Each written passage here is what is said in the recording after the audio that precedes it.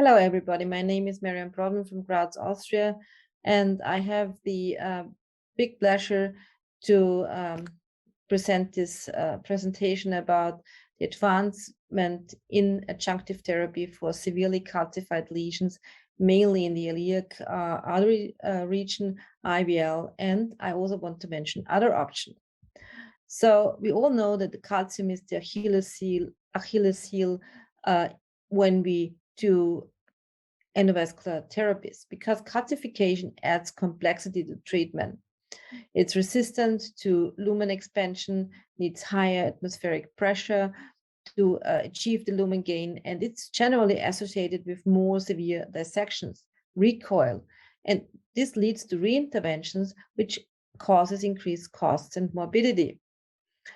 Calcium is the Achilles tendon of EBD, and this is an increasing issue because we have older patients with renal disease, and these are the risk factors together with diabetes and hyperlipidemia who cause calcium or calcified lesions. And due to the risk profile of this patient cohort, they are no candidates for surgery or for repeat interventions. So what we need is a long-lasting, effective treatment of complex lesions and also complex patients.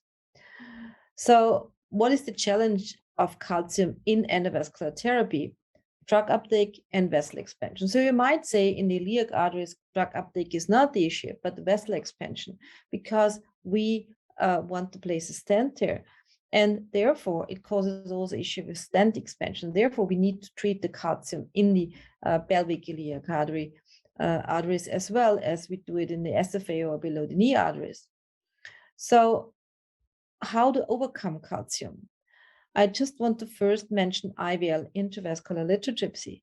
And we see here how effective this kind of technology can be when we look at this representative micro-computed tomographic images before and after IVL treatment. This is the overview about the program of IVL, starting from DISRUPT PAT1 to now the PAT3 randomized controlled trial. So very early, we in Graz, together with others, were thinking that we might use IVL also in other regions than SFA. And we treated some patients with common femoral artery disease and calcified lesions there, because these are for sure, in our ways, especially in our opinion, not always the ideal candidates for open surgery. And you can see here that we really had a good acute lumen gain, that we had a low number of complications, only dissections grade B, and a good outcome for this kind of patients. And this is just one representative case I want to show we treated with IVL in this analysis. In the meantime, we also have data on more patients. So Erin Armstrong was publishing the iliac artery treatment with IVL in the PAT observational study, 118 patients with a total of 200 lesions. And he was able to show that acute results with IVL in calcified iliac lesions suggest that it is safe and effective for calcified stenotic iliac disease. And recently, George Adams also published some data from the PAD observational study, this all-comers registry, and he was able to show that with regard to multi-level calcified PAD, that in total around 27%, so nearly 30% of patients included in this PAD observational study were in some kind of iliac artery region, iliac artery and common femoral artery region. And what is really astonishing to see is that the treatment effect in this kind of vessel area is associated when we use IVL with low residual stenosis, high acute gain, and a low rate of complications despite the complexity of disease. A very interesting concept, I think, is the combination of IVL and nephrectomy.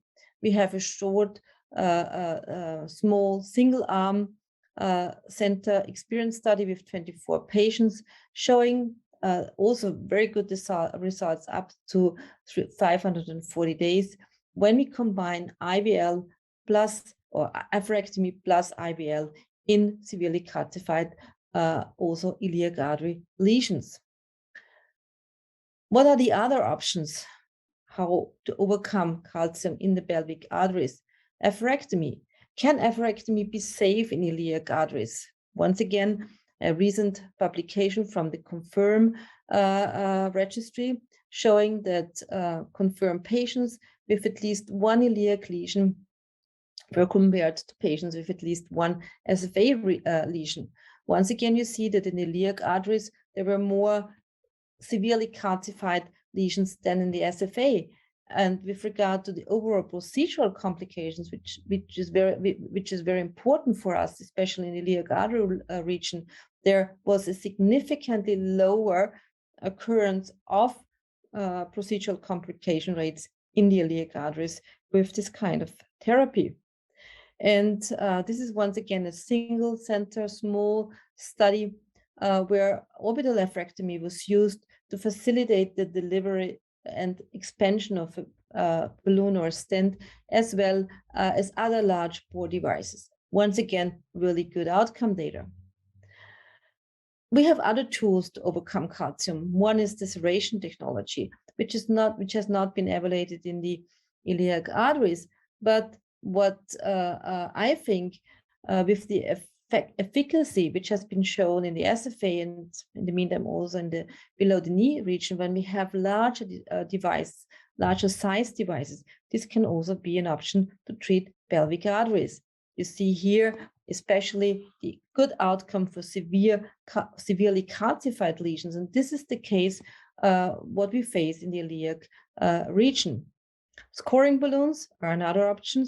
Once again, we have proven data mainly for SFA and below the knee, but this is also a recent publication of 11 diabetic patients at high risk for major amputation with calcified lesions of the common femoral artery.